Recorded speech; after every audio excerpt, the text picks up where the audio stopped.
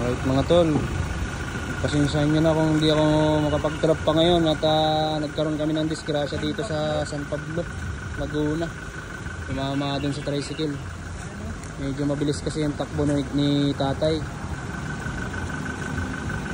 Dahil nag-aantay lang kami ng police report dito para makalis na rin kami kasi talagang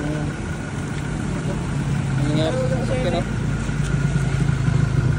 Tawid pre, kaya nahalit eh.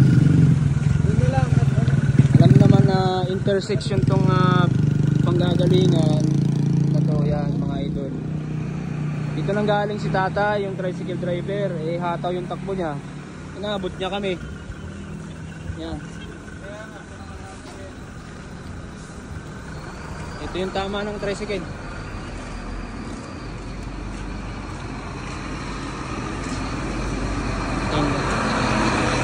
Kailan yung tama mo tayo? Ang tricycle mo?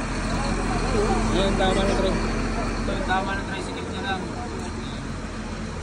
Yun lang oh. Kasi kung... Tapos nakaladkad dito. Tumama dito. Hindi dapat kasi kung hindi po... Hindi dapat tingkap yan eh. Dati yan eh. Paplot talaga sa hana. Tama yan. Ayan.